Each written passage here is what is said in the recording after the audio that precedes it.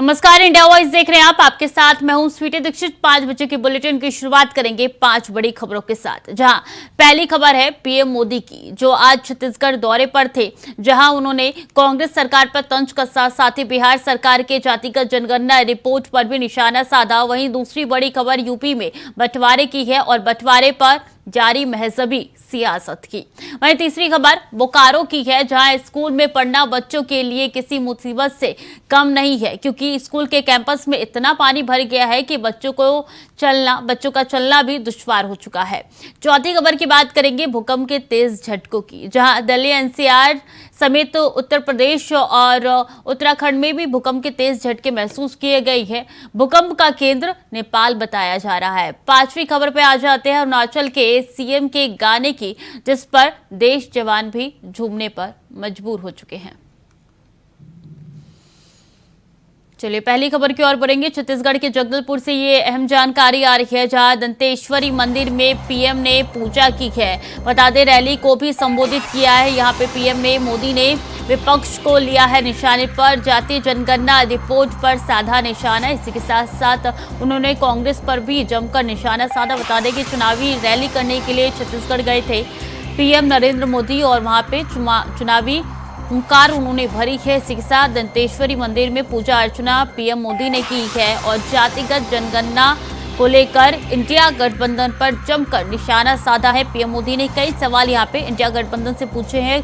कांग्रेस को भी यहां पे अपने आड़े हाथों लिया है।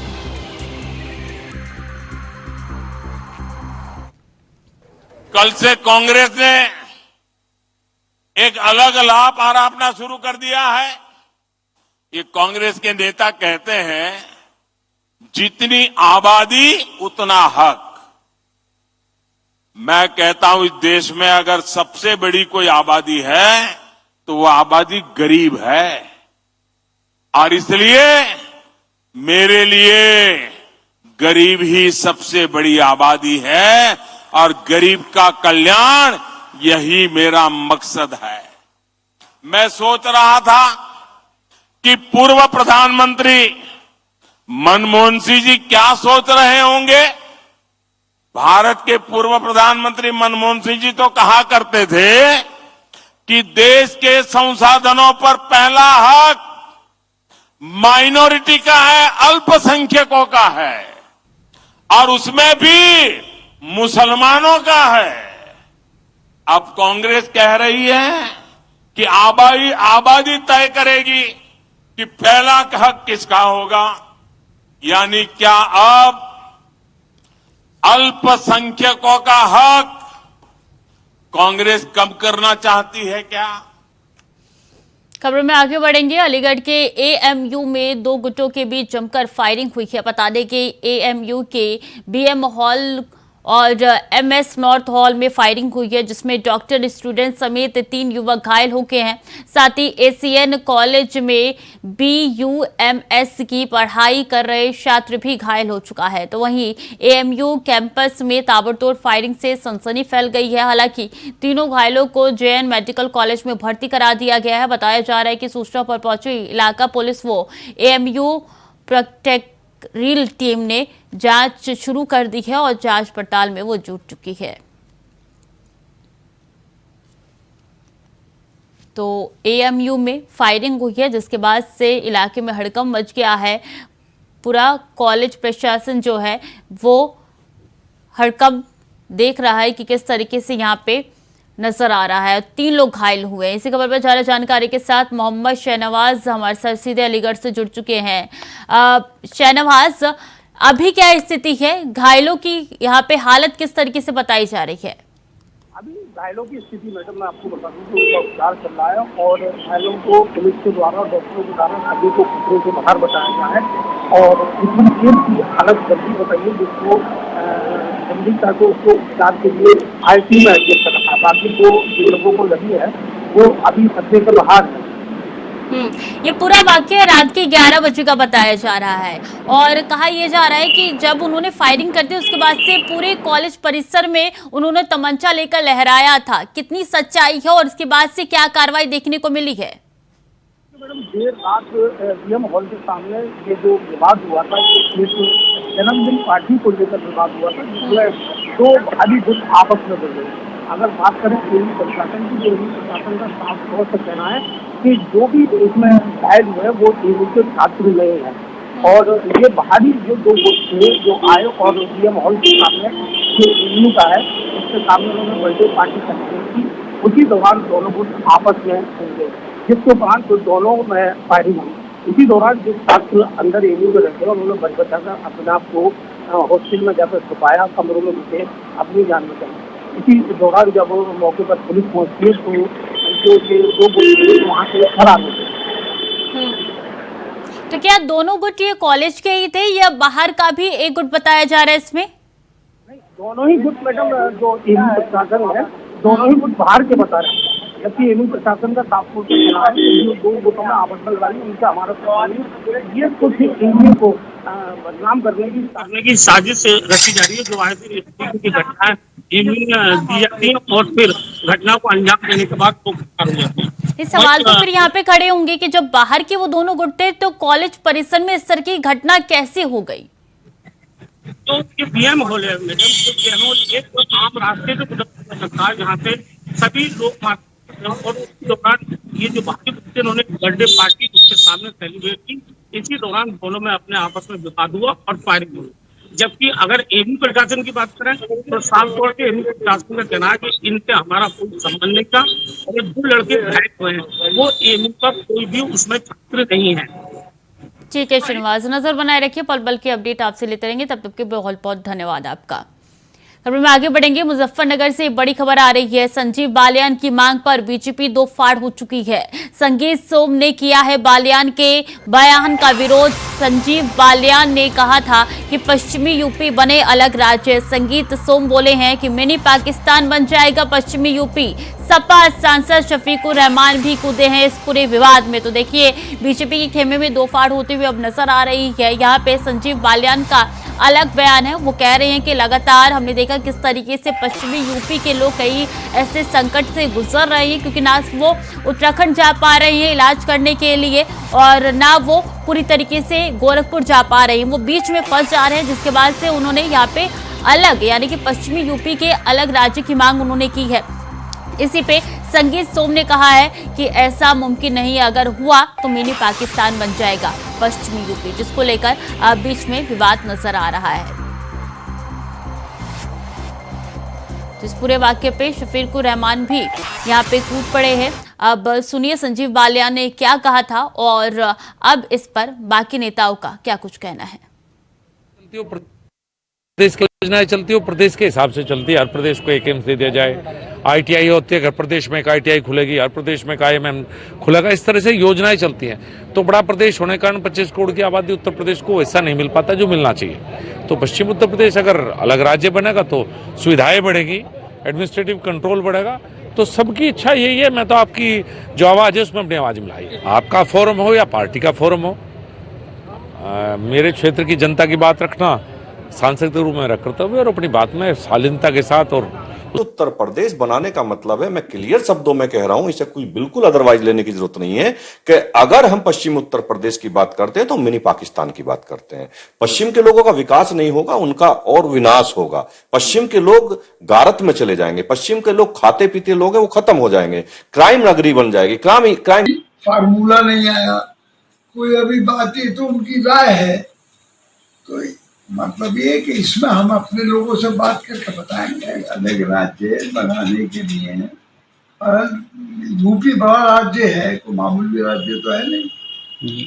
और यहाँ ये पहले आवाज बहुत लोग पहले हमारी पार्टी और दूसरी पार्टी के लोग भी उठा चुके हैं।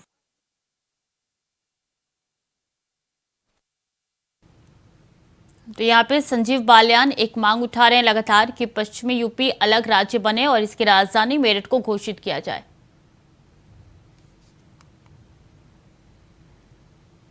तो यूपी में बंटवारे की मांग लगातार उठ रही है और ऐसे में देखिए कि यहाँ पे बीजेपी में दो फाड़ होती हुई नजर आ रही है। लगातार ये मांग उठाई जा रही है संजीव बालियान की तरफ से कि पश्चिमी यूपी जो है अलग राज्य बने, लेकिन संगीत सोम की तरफ से ये बयान निकल के सामने आया है कि ऐसा मुमकिन नहीं है। अगर पश्चिमी यूपी अलग राज्य बना तो यहाँ पे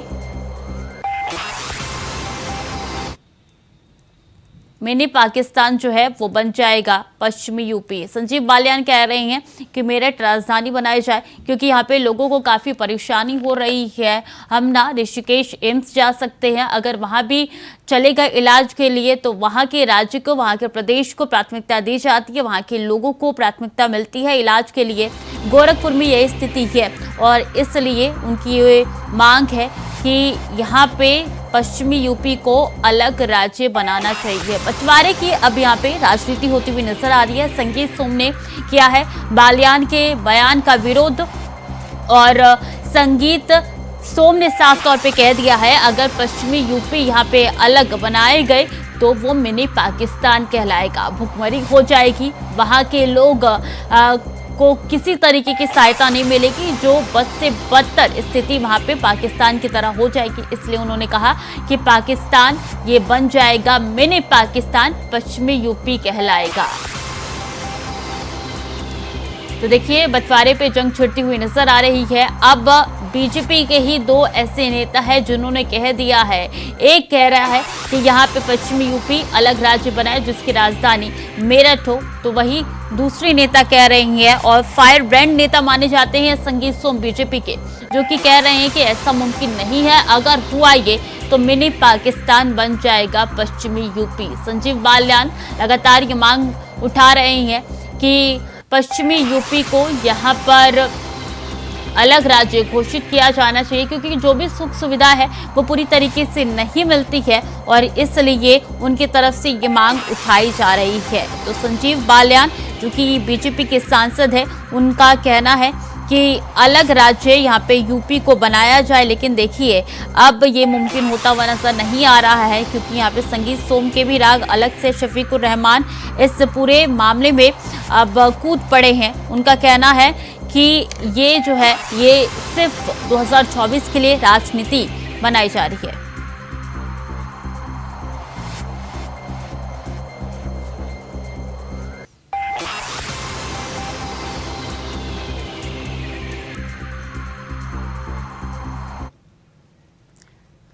आशुतोष मिश्रा हमारे साथ मुजफ्फरनगर से जुड़ चुके हैं। आशुतोष, देखिए ये मांग लगातार संजीव बालियान की तरफ से उठ रही है कि पश्चिमी यूपी जो है अलग राज्य बनानी चाहिए, क्या कहती है वहां की जनता? जी बिल्कुल, जिस तरह से आपको बता दें 2024 का चुनाव सामने है, ऐसे में संजीव बालियान के द्वारा जो ये मांग उठाई गई है कि पश्चिम उत्तर प्रदेश को एक अलग प्रदेश बना दिया जाना है, कहीं ना कहीं इससे जो पश्चिम उत्तर प्रदेश की राजनीति है उसमें भूचाल जरूर आया है। साथ ही साथ जो इनके प्रतिद्वंदी सामने जो है संगीत सोम और संजीव बालियान की बात करें तो आपस में काफी टाइम से इनका मनमुटाव चल रहा है। ऐसे में संगीत सोम का एक बयान सामने आया जिसमें उन्होंने कहा है कि अगर इस तरह का होता है, इस तरह से एक प्रदेश बनता है तो कहीं ना कहीं एक मिनी पाकिस्तान यहाँ बना दिया जाएगा। ऐसे में दोनों ही जो दिग्गज नेता हैं भाजपा के वो आमने सामने आ गए हैं इस बयान को लेकर। साथ ही साथ जो यहाँ की राजनीति है वो भी काफी गर्म हो गई। जहीर अहमद भी इस बीच हमारे साथ जुड़ चुके हैं बिजनौर से। जहीर, वहां की जनता क्या कहती है, कितनी मांग सही है और क्या जो वो यहाँ पे कह रही हैं जो चीजें उनको नहीं मिल पाती, जैसे कि उनके संजीव बालियान की तरफ से यहाँ पे जिक्र किया गया है कि इलाज के लिए हमें या तो ऋषिकेश के एम्स जाना पड़ता है या गोरखपुर जो कि बहुत दूर पड़ता है, कितनी मांग उनकी सही है? देखिए, अगर पश्चिम यूपी की बात की जाए तो यहाँ पर मांग बहुत पहले से उठी है। राष्ट्रीय लोकदल पहले से हर प्रदेश का मुद्दा उठा चुके, कई साल पहले उन्होंने आंदोलन भी किया था।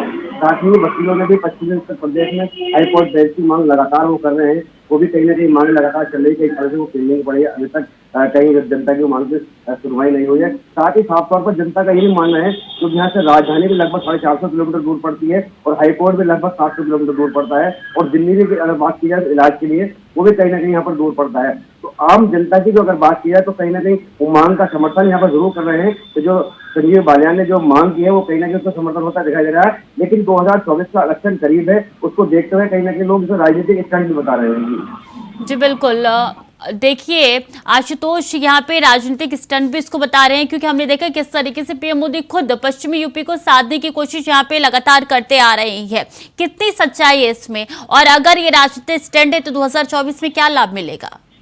जी बिल्कुल स्वीटी, आपको बता दूं कि पिछले अगर कुछ चुनाव की बात करें तो कहीं ना कहीं भाजपा को मुजफ्फरनगर में लगातार हार का सामना भी करना पड़ रहा है। पिछली बार के मुकाबले अगर बात की जाए तो इस समय मात्र भाजपा के पास सिर्फ एक विधानसभा सीट यहाँ बची है और अगर केंद्र में बात करें तो संजीव बालियान 2 बार से लगातार यहाँ पर सांसद बन चुके हैं।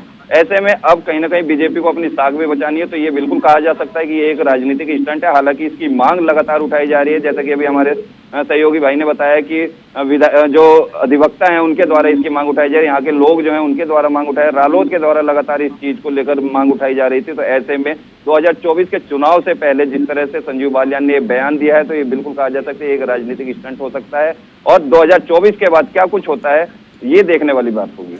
संगीत सोम जहीर जिस तरीके से इसमें कह रहे हैं कि मिनी पाकिस्तान बन जाएगा, इसका कहने का उनका तात्पर्य क्या है? क्या यहाँ पे स्थिति क्या दूसरी जाति के समुदाय को देखते हुए बोल रही है, या जिस तरीके से यहाँ पे गरीबी की स्थिति पाकिस्तान में नजर आ रही है उसके लिहाज से ये बयान दिया गया है? क्या लगता है?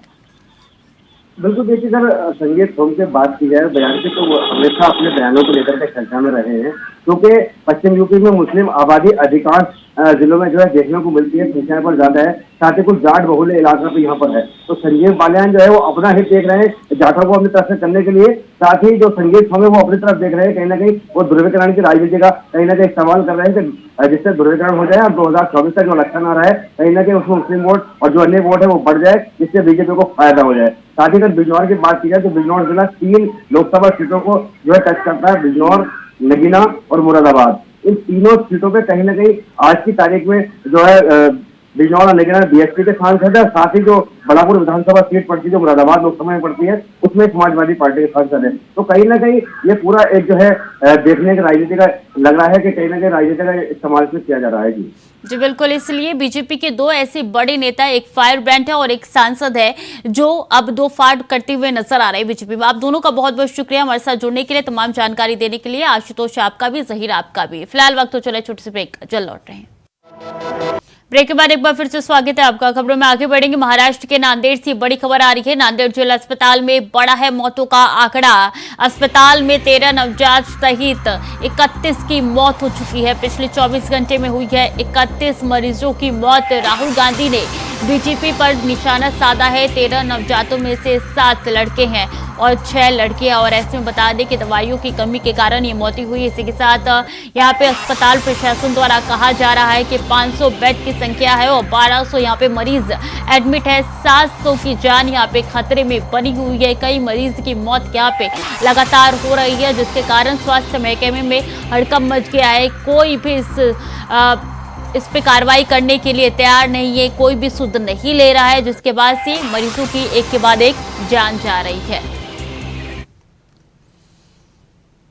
और गोपालगंज में तालाब में नहाने के दौरान 3 युवक डूब गए, जिनमें 2 युवकों की मौत हो गई है। वहीं एक युवक को बचा लिया गया है। मृतक की पहचान रुस्तम अली के नाम से हुई है। 3 युवक तालाब में नहाने गए थे। नहाने के दौरान ही एक युवक गहरे पानी में डूबने लगा, जिससे बचाने गए 2 अन्य युवक भी डूबने लगे। वहीं आवाज सुनकर आसपास के लोग वहां पहुंचे, तब तक तीनों युवक डूब गए, जिसमें से एक युवक को लोगों ने बाहर निकाला और इलाज के लिए अस्पताल ले गए। वहीं 2 अन्य युवक गहरे पानी में डूब गए, जो काफी देर तक खोजने के बाद भी नहीं मिले, जिससे दोनों युवकों की डूबने की मौत हो चुकी थी डूबने से।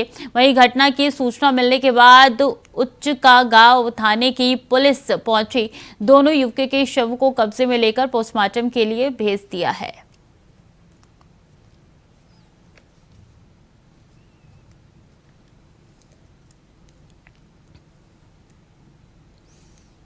और मुरादाबाद के मुंडा पांडे थाना इलाके के टोल प्लाजा में भयंकर जाम लग गया है, जिसके बाद टोल प्लाजा पर वाहनों की लंबी लाइन लग गई है। बता दें कि जाम लगने से यात्रियों के सामने कई सारी समस्या खड़ी हो गई है। बताया जा रहा है कि जाम लगने की वजह से यात्री बेहद परेशान हो रहे हैं। साथ ही जाम में फंसे एम्बुलेंस में मरीजों के सामने भी बड़ी समस्या खड़ी हो गई है।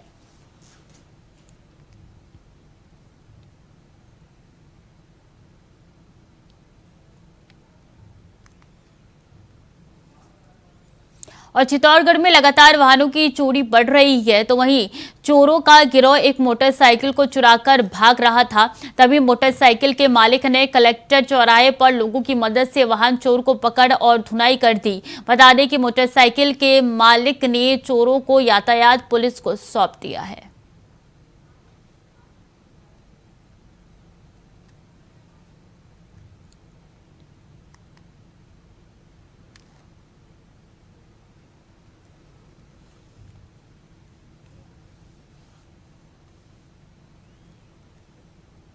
दिल्ली पुलिस के स्पेशल सेल ने आईएसआईएस के संदिग्ध आतंकी शहनवाज उर्फ शैफी और उसके दो साथी मोहम्मद रिजवान अशरफ और मोहम्मद अरशद वारसी को गिरफ्तार कर लिया है। एनआईए को लंबे वक्त से शहनवाज की तलाश थी, उस पर 3 लाख का इनाम भी घोषित किया गया था। दरअसल शहनवाज मूल रूप से झारखंड के हजारीबाग जिले के पेलावल का रहने वाला था। बता दें कि शहनवाज और उसके साथी की साजिश नॉर्थ इंडिया को दहलाने की थी। इतना ही नहीं, इन आतंकियों ने पुणे के जंगलों में बम ब्लास्ट की प्रैक्टिस भी की थी। इससे पहले 18 जुलाई को लोहरदगा में आईबी, एनआईए और दिल्ली पुलिस ने संयुक्त छापेमारी करके आईएसआईएस के आतंकी फैजान को गिरफ्तार भी किया था।